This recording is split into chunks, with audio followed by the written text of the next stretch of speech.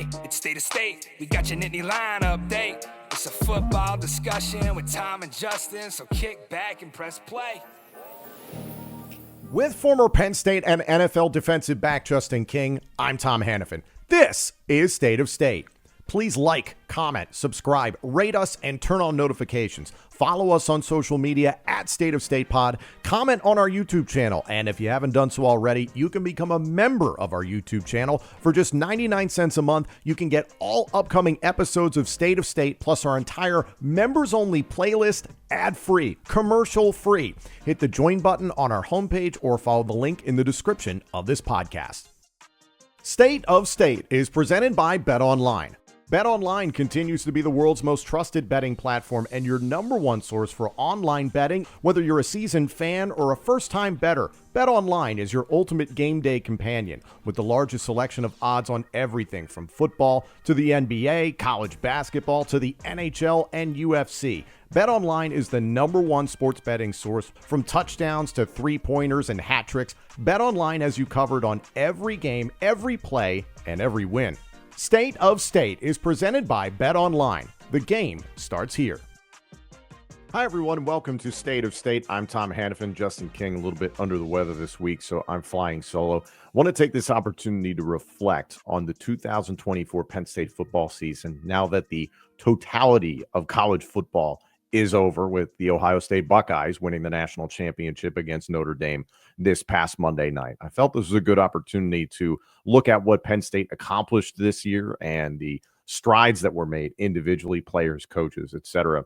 The biggest piece of news that anybody is really keeping an eye on right now, and we here at State of State are just kind of waiting to see when this all eventually gets decided, is whenever Penn State lands on a new defensive coordinator for the 2025 season. Obviously, Tom Allen is off to Clemson. Family reasons, good financial reasons as well, but taking that opportunity with the Clemson Tigers in the ACC. So that certainly leaves a void for Penn State football. There have been a variety of names that have been thrown out there, some internal, like Anthony Poindexter from within Penn State staff, Ephraim Banda, someone who had a relationship in the past with Tom Allen, was thrown out there, and people saw about that on social media. Not sure if any traction truly developed there. And then Danton Lynn was at least explored, who signed a much more lucrative extension with the USC Trojans just a few days later. So it seems like Penn State is doing everything it possibly can to find the right person for the job. And the thing that I take solace in, as someone who's covered the team, been a fan of Penn State football my entire life, is that seeing how James Franklin has governed this coaching staff for the entirety of his time at Penn State is that he hits when it comes to defensive coordinators and has a very good track record of making sure that that is a position that is solidified and stabilized by somebody who is competent and capable and will excel in that spot. And I think Penn State inherits a lot of talent from the personnel side on defense. So it should set up whomever this person is for a lot of success in 2025. But I do have every confidence in James Franklin to be able to do that. And it is something that is just the Penn State way, even going back to the time of Joe Paterno, that you consistently have a strong defense, a strong defensive presence, and strong coaching on that side of the ball. So to see James Franklin attempt to continue the path that we've seen even just recently from Brent Pry to Manny Diaz and Tom Allen, it's a high bar. Obviously, all of them have gone on or have been head coaches in some capacity or another. So I'm very excited to see who Penn State does decide on that defensive coordinator hire in the very near future. But right now, it's kind of a wait and see sort of thing. So outside of that, we've seen a lot of movement in terms of the players that are off to the National Football League or returning to the Penn State football program for 2025. Cover that a bunch here on State of State. But just looking back on the season that was, there's so many opportunities to look at this as a season where Justin and I talked about it plenty, as if this was a show me season. This was a prove it season. Going into 2023, I think a lot of Penn State football fans, myself included, had very high expectations for this team. And I think a lot of them were centered around Drew Aller. I think there was some natural fan fatigue with Sean Clifford at quarterback for so many years that when Drew Aller, a five-star recruit, was eventually given the starting job, I think there were a lot of Penn State fans that assumed instant success, an instant enormous upgrade at that position and just for the team in general. We saw strides, obviously, putting together a good season and getting to the Peach Bowl against Ole Miss at the conclusion of 2023, but there are still things to be desired. Now, plenty of people, Penn State fans, thought going into 2023 that Penn State should have been a national championship contender. That was the final year of the 14 playoff. Then 2024 rolls around and you have the 12-team playoff for the first time ever. And man, it came at the perfect time. It really gave Penn State just this great opportunity that the Nittany Lions had been needing for quite some time, frankly, and that Penn State has had a lot of success, but has kind of been just knocking on the door of that 14 playoff. So the 12-team playoff obviously gave opportunities to a lot of teams that otherwise would not have been in that situation. I mean, hell, Penn State, Notre Dame, Ohio State, Texas would not have been involved in that Final Four that we saw in the college football playoff had it not been for the expansion. Obviously, conference champions would have gotten themselves a higher bid and probably would have got in, and all those teams that were in the Final Four would have been excluded. So you see the benefit of the 12-team playoff. Big plus this year was the environment that Penn State was able to enjoy against SMU in the first round of the college football playoff. That was a moment Penn State fans have been dying for. And I think the thing that we have to step back and appreciate is that this football staff, this athletic department took the steps to be prepared for that. And that, yes, I had my doubts at times to see if Penn State was going to be able to make the 12-team college football playoff following the 2023 season. There were things to be desired. And then as the season wore on in 2024, you could see the realistic possibility of it. And some things had to fall Penn State's way in order to be able to get in there. Ultimately making it to the Big Ten championship and playing extremely well against a very good Oregon Ducks team. It set up Penn State for a lot of success. And then you just mop the floor with SMU there in the first round. But you give Penn State fans that feeling that they had been wanting, that opportunity to compete, for a national championship and to have it at home in Happy Valley in nasty weather conditions against a team from Dallas, Texas. It just gave Penn State such an advantage, such an environment altogether. So that was really something Penn State fans had been dying for. Looking back on the 2024 season, I want to start with Drew Aller at quarterback, and that I like to bring up the fact that Drew was a 3-star, then a 4-star entering his senior season. And then only within his senior season was he elevated to a 5-star. And we have seen at Penn State incremental progress from Drew Aller every single year. You can point to statistics in terms of completion percentage. Now, some people say, well, he had far more interceptions in 2024 than he did in 2023. I would say the passing game was more aggressive in 2024. Drew was more aggressive as a passer in 2024. And part of that is going from Mike Yurcich as offensive coordinator to Andy Kotelnicki as offensive coordinator. Just a different style of play, period. But you could see that Drew Aller had been unlocked. It was evident watching Drew Aller play that he was far more confident, far more in command of the offense, and a clear leader of his teammates. And it was interesting. It was something we'd spoken to Mike Poorman about of statecollege.com. Justin and I had talked about it during the 2023 season. And in the offseason, there was that question of like, who's really leading the team, who's leading the offense specifically. And there were a lot of people that pointed at Bo Prabula as somebody who maybe had more leadership qualities, more outspoken, I guess, in that respect. And as we saw the 2024 season play out, Drew Aller was outspoken. Drew Aller took control of being the leader of that offense. Now, I tip my cap to Nick Dawkins at center, somebody who did a phenomenal job in terms of being that outspoken leader and that charismatic leader from day one for that offense. But it just means something different when it's your starting quarterback. Also, I think you saw great leadership from the running back position. I think Nick Singleton, lead by example type of guy, and Katron Allen consistently as the year went on was that shot in the arm that when Katron Allen would get going, it really elevated this offense to a new level. You could see them play with a different grit and intensity when Katron was running the ball with grit and intensity.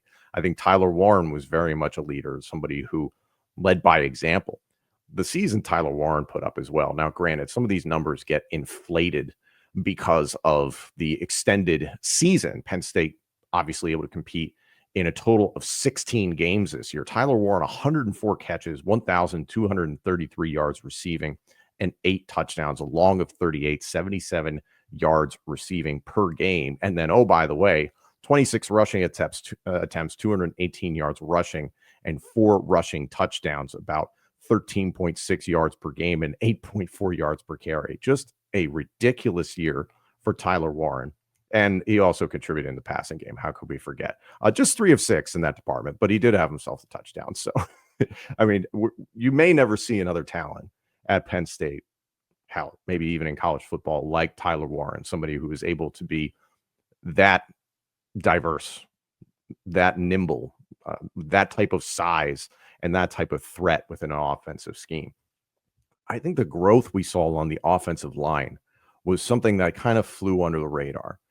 This was a point of concern going into 2024, in that you had Olu Fashanu at left tackle. No concerns whatsoever. First round pick that this guy was going to be just a lockdown left tackle at Penn State, letting nothing through, no sacks for 2 seasons. And Rasheed Wallace on the right side, I think, kind of flew under the radar in his own situation because of Fashanu on the left. Rasheed Wallace went off to the National Football League and has done very well. So you have these bookend tackles, so to speak. And that was the big question coming into the season. A lot of confidence in the interior of the offensive line for Penn State. Nick Dawkins, Vega Ioane at left tackle really took strides and was utilized in a way by Andy Kotelnicki that I don't think anybody expected, the way that he would be brought in motion for blocking schemes. And I'm still waiting for him to get a carry. I'm looking forward to it. But then the right guard situation with Sal Wormley. Remember, this is a guy that was supposed to be a starter in 2022. Missed the season due to injury, competed in 2023 at a high level, and then picked up right where he left off and was outstanding in 2024. Not to mention the depth that you have with JB Nelson and the freshman Cooper Cousins. I'm very curious to see what Cooper Cousins is like in 2025 for Penn State. Anthony Donko and Drew Shelton, I think we need to step back and appreciate the job that they did this year. Justin and I talked about it a couple of times that we really didn't talk about Drew Shelton a whole lot in 2024. That's a good thing when you don't have to talk about how good your left tackle is playing or how bad your left tackle is playing, because Shelton played very, very well this season. Is he Olu Fashanu? Not necessarily yet, but very, very solid job this season. At right tackle, Anthony Donko is somebody that I mentioned it before. We've had Landon Tengwall on this show. Landon Tengwall, former Penn State offensive lineman, under Phil Troutwine, under James Franklin, and does a phenomenal job, by the way. Check out his YouTube channel at Behind the Wall 58. Landon Tengwall telling us that Anthony Donko reminded him of a freshman version of Olu Fashanu once upon a time. And Anthony Donko was arguably Penn State's best offensive lineman. For him to go down in the Minnesota game, early in that game, by the way, in the first quarter, and Penn State to come all the way back and win that thing, despite a lot of frustrations on offense, frustrations that I certainly felt. But Penn State able to come all the way back in that game, and Minnesota threw its best punch at Penn State. Nolan Rucci stepping in against Minnesota and then playing the remainder of the season at right tackle.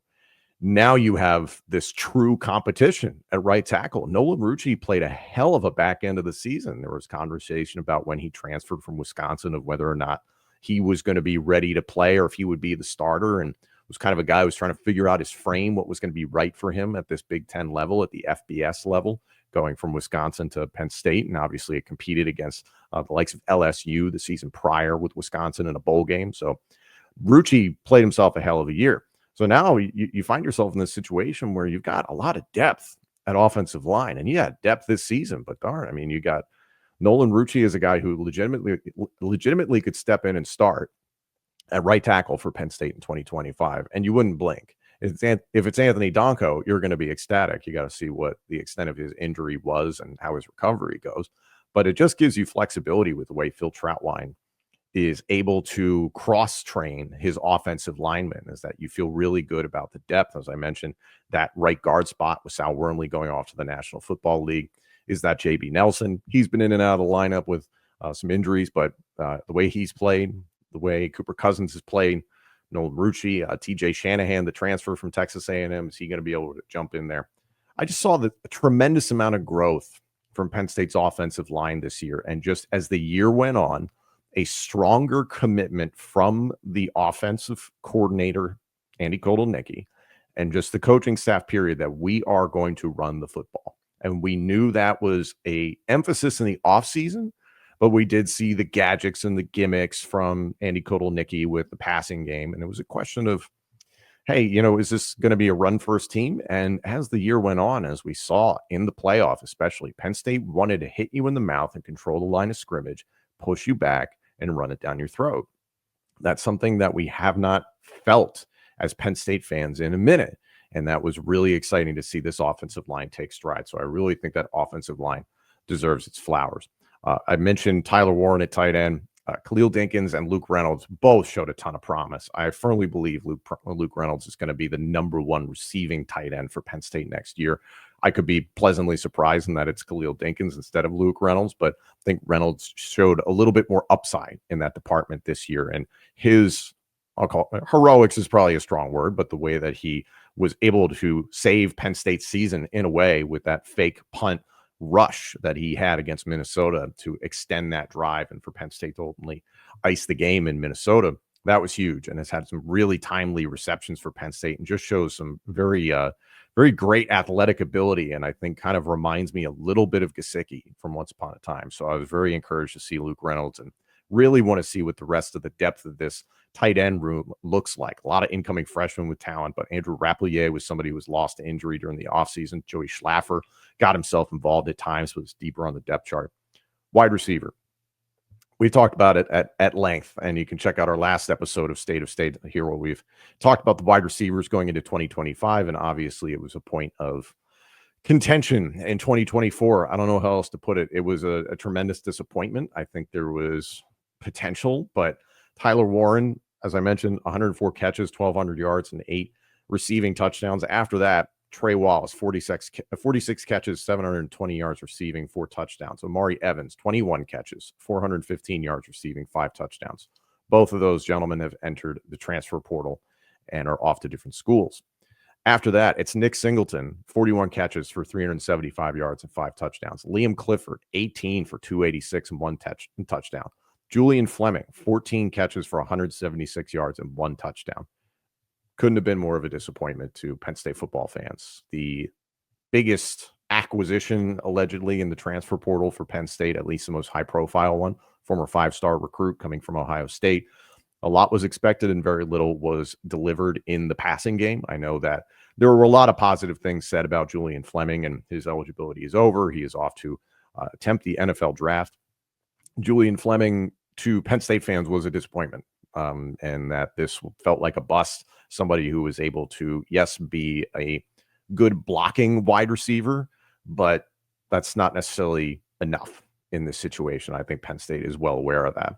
After Fleming, it's then Katron Allen, Khalil Dinkins, Luke Reynolds, and then the next wide receiver that has receptions outside of Wallace, Evans, Clifford, and Fleming, Tysier Denmark, with just 2 catches on the year, 1 for a touchdown. So Penn State has some work to do in that department. 2 incoming wide receivers from the transfer portal, and Kyron Hudson from USC, Devontae Ross from Troy. A lot is going to be asked of them because it does feel like with the departure of Wallace and Evans, the keys are being handed to Hudson and Ross, at least, to control the top of the depth chart. But we're going to find out.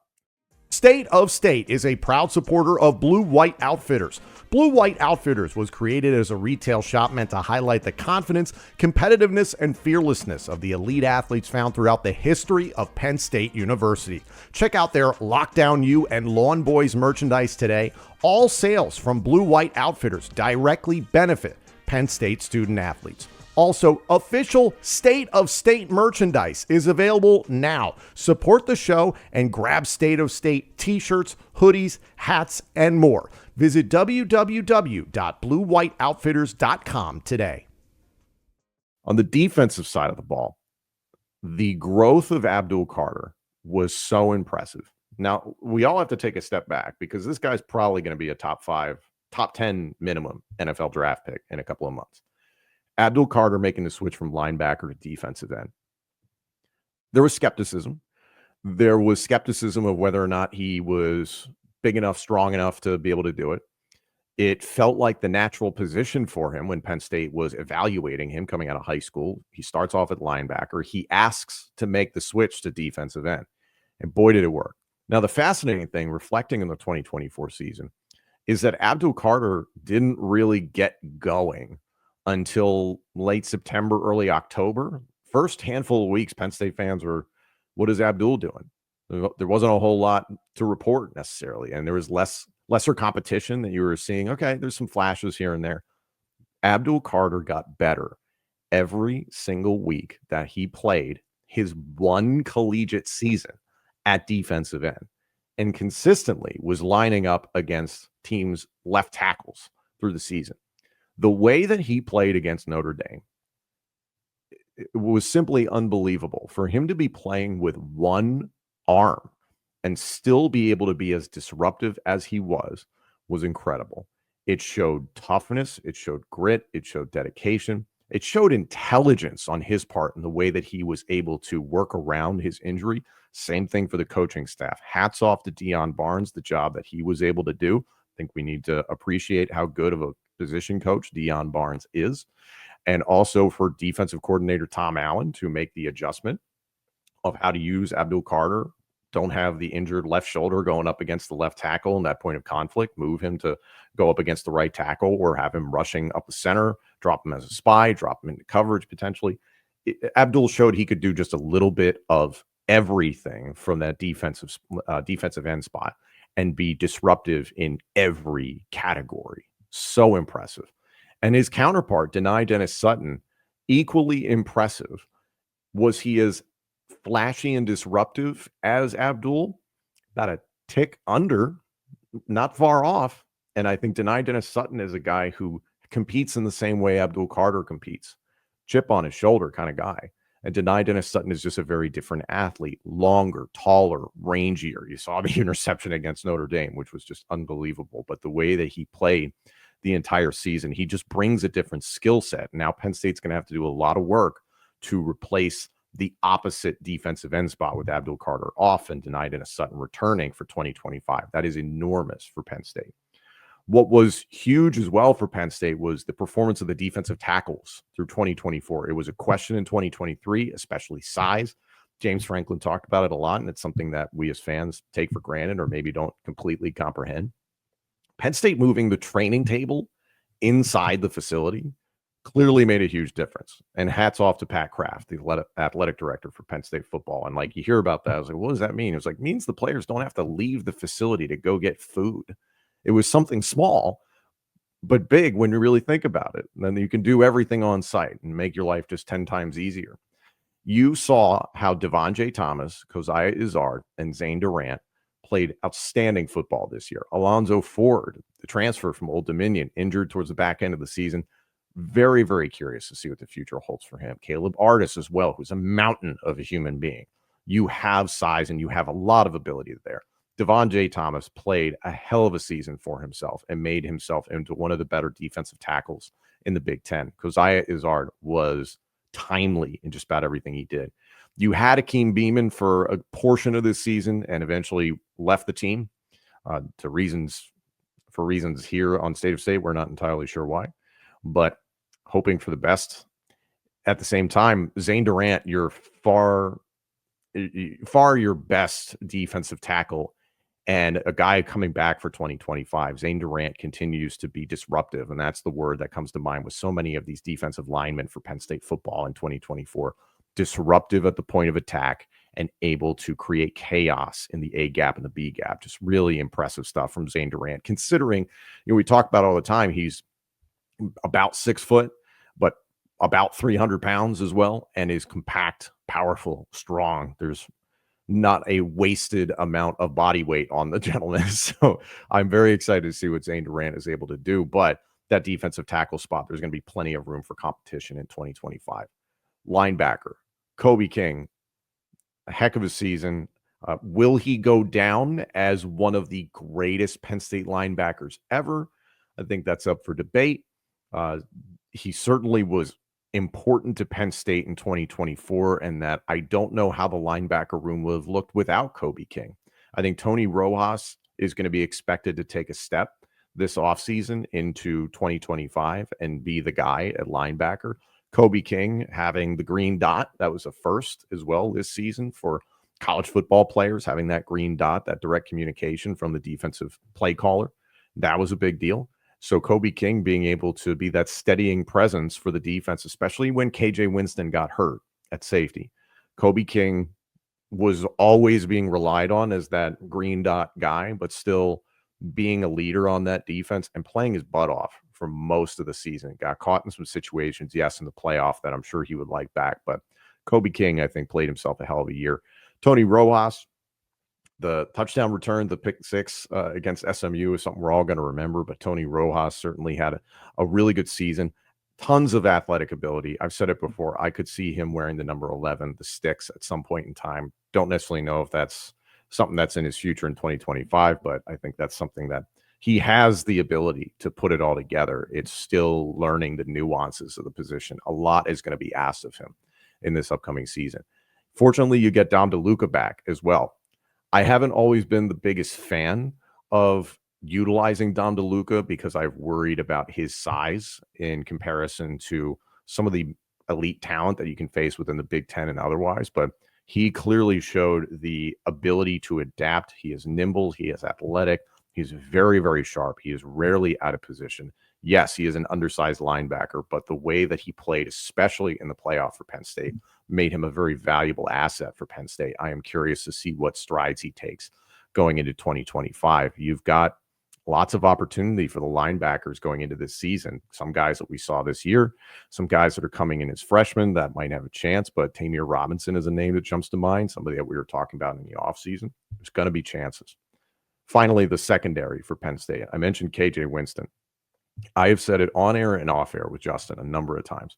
What could have been if KJ Winston did not get hurt so early on in this season and was not lost altogether? You heard the way James Franklin talked about him in the offseason, glowingly. A specimen is the way that he talked about him. I think James Franklin at one point called him a beautiful man or a beautiful human being. And James Franklin says that when he really believes that a talent is special. KJ Winston declaring for the NFL draft. I think some Penn State fans were a little bummed out about that and would have liked to have seen him back. Of course, he would have liked to have seen his ability come back, but I think Penn State and KJ Winston were aware of what he is and what he's capable of. And this was the time for him to strike and capitalize on going to the National Football League. But again, the way Zakee Wheatley developed this season, being the kind of third man almost at safety, and then developing into one of the two very legitimate safeties, maybe the best safety tandem in the country between himself and Jalen Reed after Winston went down, was very impressive. It was, there's so much conversation around Winston and Jalen Reed playing that lion position, that kind of hybrid linebacker safety position, that you were almost saying like, well, it's like, okay, they want to run a 3 safety system. King Mack was gone off to Alabama, ironically now back. So Zakee Wheatley was kind of the third man, 1, 2, 3 in whatever order you want to put it, but was at least penciled in that capacity. And then the depth beyond that, Day-Day Lane got in there as well. But Wheatley stepped up in a tremendous way, a little undersized, but flies around, made some huge plays, timely plays, turnovers when Penn State needed them, and played a hell of a playoff run and is back for 2025. That is significant.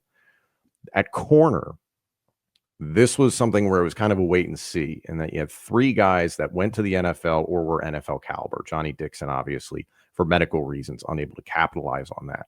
But Kalen King and Day-Day, Daquan Hardy the year before, 3 outstanding corners, and then you had 3 guys that were, I'd call them A's. So you went from 2 transfers then, Jalen Kimber and AJ Harris, that you're sitting there being like, man, okay, are these going to work out? Are these guys going to hit? And it felt like they both hit. Jalen Kimber is declared for the NFL draft, so that's something Penn State's going to have to make up for. I would have loved to have seen Kimber back for another season, but it sounds like he had made it clear to Penn State football when he first came on. He was intending to play 1 more year and then go off to the draft. So I wish him all the best.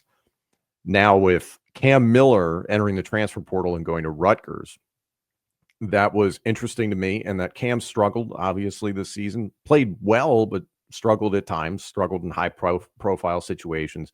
We remember the Peach Bowl against Ole Miss. We remember the situation in the Orange Bowl against Notre Dame. I really thought Cam Miller was somebody who, yes, a season of development, some low points, certainly some high points, and was going to be able to be a big part of Penn State's plans in 2025. He had other plans. So now you're looking at AJ Harris, Zion Tracy, Elliott Washington, Antoine Belgrave shorter, Aldavian Collins. I mean, you still have a lot of depth at cornerback. And you saw how all of these guys that I've just mentioned got involved in the game at cornerback, and it really made a difference for Penn State football. And again, it's hats off to Terry Smith. We're biased on this show, but we love Lockdown U. And this defensive back room really played exceptionally well for Penn State. Last but not least, special teams. This was a really solid special teams unit, and all three placeholder, kicker, punter, kickoff specialist Gabriel Nwosu as well. But Ryan Barker stepped in when kicker was kind of dicey there to start off the season, really solidified the situation. But to have that nucleus of your special teams unit back for 2025, there's a theme of everything I've been saying this entire show. You've got a lot of talent back from a team that went to the Final Four of the college football playoff. So I am very, very proud of what Penn State was able to put together this past season. You saw the development at every single position, and you saw how James Franklin and company clearly took a step. I've said it before. I believe James Franklin improved this year in terms of game management. You saw situations in the past where those critical fourth down plays, those critical field position decisions, those critical game management, clock management decisions, those critical one possession management decisions he has struggled with. But there was market improvement this year. And I think part of that is you had the personnel and you had the answers to the questions. And in the past, Penn State hasn't had that. So the part of that is the coaching staff improving. Part of that is the recruiting and analytical teams improving. And that's improved personnel as the years go by. But there's so much to build on from this 2024 season. And that I very much went into this as a fan saying, prove it to me. Show me that you are national championship caliber. And Penn State did prove that. If anything, watching the national championship game earlier on this week is that it told me Penn State belongs in that place. And especially with the core that Penn State returns in 2025, they should absolutely be in the mix to contend credibly for the national championship next season. So 2024 is definitely going to go down as one of the most important Penn State football seasons in our history. But I do think we are going to look back on this as a launching pad for a lot of different reasons. And hopefully it leads Penn State to its first national championship since the late 1980s. But time will tell. Thank you so much for joining me here on State of State. We'll have more later on this week, and we are hoping sometime in the near future to find out who Penn State's new defensive coordinator is going to be in 2025. So stay tuned. Thank you all so much for joining us. This episode and our entire library of shows is available now on YouTube, Apple Podcasts, Spotify, and wherever else you get your podcasts. Please like, comment, subscribe, rate us, and turn on notifications. Follow us on social media at State of State Pod. Comment on our YouTube channel. And if you haven't done so already, you can become a member of our YouTube channel. For just 99 cents a month, you can get all upcoming episodes of State of State, plus our entire members-only playlist, ad-free, commercial-free. Hit the join button on our homepage or follow the link in the description of this podcast. State of State is presented by BetOnline and by Blue White Outfitters.